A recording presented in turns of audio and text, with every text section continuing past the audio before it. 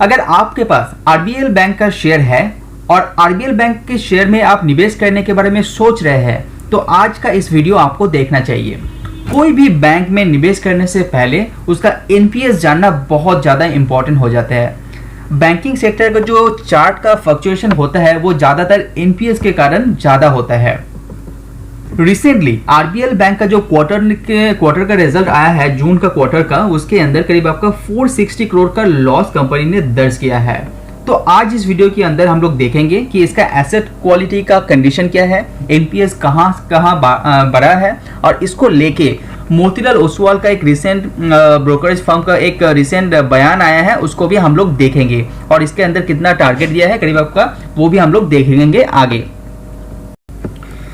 तो जैसे कि आप स्क्रीन में देख पा रहे हैं, यहाँ पे क्वार्टर वाइज यहाँ पे डिस्क्राइब किया गया है। मार्च 2020 से लेके यहाँ पे जून 2021 तक हर क्वार्टर का डिटेल्स यहाँ पे एनालाइज किया गया है।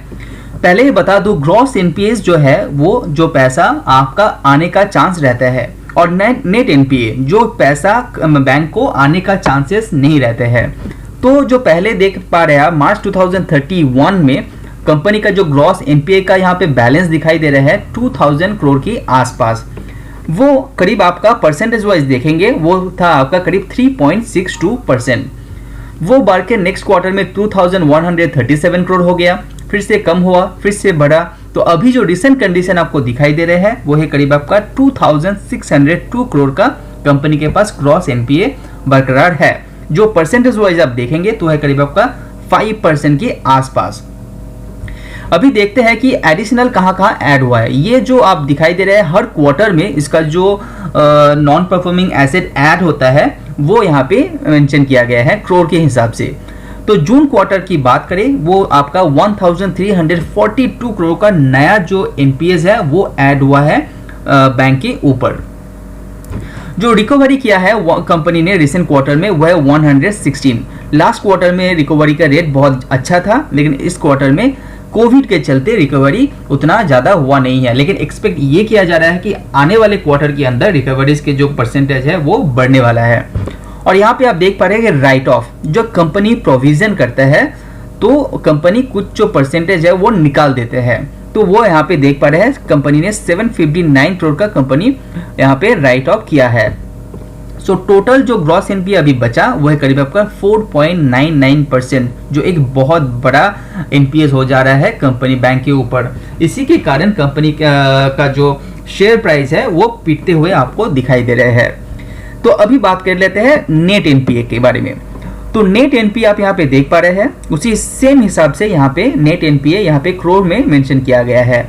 मार्च 2020 की बात करें वो है करीब आपका 1189 करोड़, जो अभी है 1137 करोड़। परसेंटेज वाइज देखेंगे जो 2.05% था वो अभी हो गया है 2.01%। तो अभी भी कंपनी के ऊपर नेट एनपीए के ऊपर भी अच्छा खासा। नीचे यहाँ पे आप परसेंटेज वाइज देखेंगे तो कितना स्लिपेजेस रेशियो है वो आप देख पाएंगे, जो अभी रिसेंट क्वार्टर में है 2.29% का नया स्लिपेजेस रेशियो। उसी के साथ साथ जो आपका रिस्ट्रक्चर हो गया है वो उसका परसेंटेज देखेंगे तो आपका दिखेगा 1.80%, जो फिर से थोड़ा सा बढ़ गया है। मैं आपको पहले ही बता चुका हूं कि आरबीएल बैंक अच्छा खासा एक आपका प्रोविजन किया गया है जो आपका करीब है 1409 करोड़, लेकिन कंपनी ने ये कहा है कि ये जो प्रोविजन है ये वन टाइम है, और ये बहुत ज़्यादा करके किया गया है क्योंकि कंपनी को प्रोटेक्शन मिले और आगे जाके इतना ज़्यादा प्रोविजन ना करना पड़े। इसी के चलते कंपनी के ऊपर वन टाइम लॉस दिखाया गया है। और यहाँ पे इसको डिस्क्राइब करेंगे तो आपको दिखेगा कि स्पेसिफिक जो प्रोविजन है वो है करीब आपका 365, लेकिन रिस्ट्रक्चर के कारण जो प्रोविजन हुआ है 137, और कोविड का जो एडिशनल प्रोविजन किया गया है वो है करीब आपका 239, और स्टैंडर्ड प्रोविजन के मामले में 271। और इसका रेशियो वाइज देखेंगे तो आपको 60% का रेशियो यहाँ पे आपको दिखाई देगा। चलिए तो अभी इसको डिटेल्स में समझते हैं कि जो ग्रॉस एनपीए कौन कौन से सेक्टर में ज्यादा प्रेशर आरबीएल बैंक के ऊपर दिखाई देते हैं। होलसेल की पहले बात कर लेते हैं। यहाँ पे फिर से क्वार्टर वाइज आपको दिखाई दे रहा है, यहाँ पे जून 2021 और यहाँ पे मार्च 2020। तो मार्च 2020 में 2.6% का होलसेल के ऊपर लोन था कंपनी के ऊपर। वो धीरे धीरे कम होते हुए 1.75% में आ गया था दिसंबर 2020 में। यहाँ पे जो सडनली ग्रॉस एनपीए इंक्रीज हुआ था वो था आपका सीसीडी का ओनर मर गया था, तो कंपनी का बहुत सारा कर्जा चुकाने वाला कोई नहीं था, इसके कारण होलसेल का जो लोन है आपको दिखाई दे रहा है। लेकिन कंपनी ने अच्छा खासा यहाँ पे डिक्रीज किया है, 2.64 से डिक्रीज करके अभी जो लोन है आपका होलसेल के अंदर ग्रॉस एनपीए है वो है करीब आपका 1.84%। अभी बात करते हैं रिटेल लोन का, रिटेल एनपीएस का।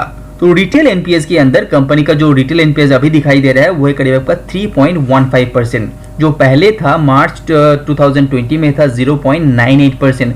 यहाँ पे कंपनी के ऊपर बहुत ज़्यादा प्रेशर दिखाई दे रहा है।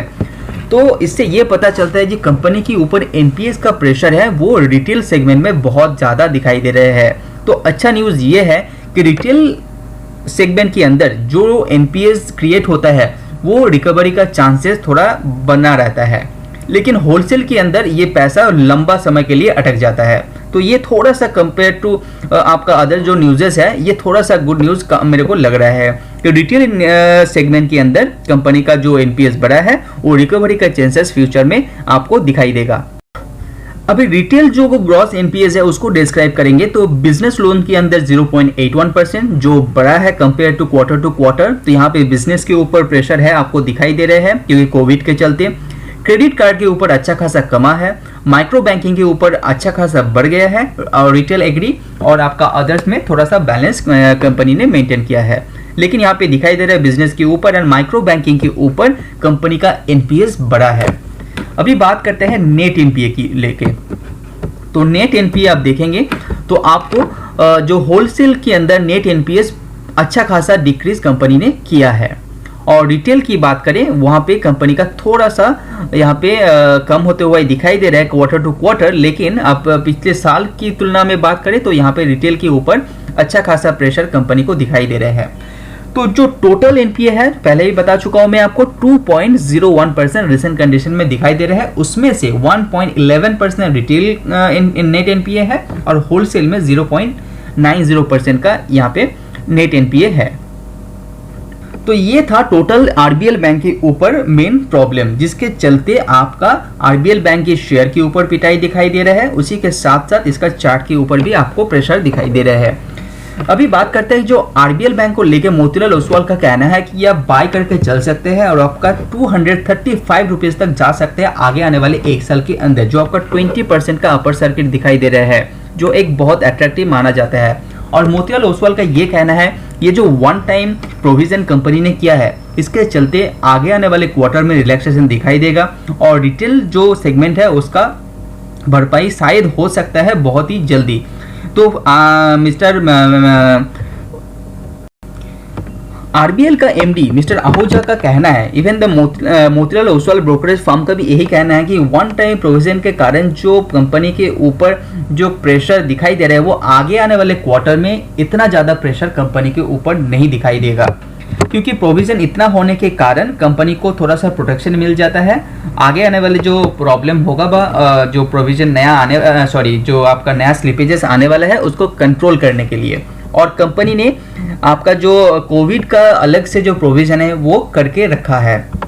तो ज़्यादा घबराने की बात नहीं है कि आपके पास होगा तो ये फ्यूचर में आगे ही आपको जाते हुआ दिखाई देगा और कंपनी फिर से आपका बाउंस बैक करते हुए आपको दिखाई दे सकता है। तो आप इसको ऊपर डिटेल्स में एनालाइज कर सकते हैं, उसके बाद आप डिसीजन ले सकते हैं कि इन्वेस्ट करेंगे या इसका होल्ड करेंगे। लेकिन मेरे मानना ये है ये आरबीएल बैंक फिर से बाउंस बैक करेगा और बहुत जल्दी करेगा। तो वीडियो में बने रहने के धन्यवाद। सी यू ऑन नेक्स्ट वीडियो। अगर आपको मेरा वीडियो पसंद आ रहा है तो लाइक एंड सब्सक्राइब कीजिए।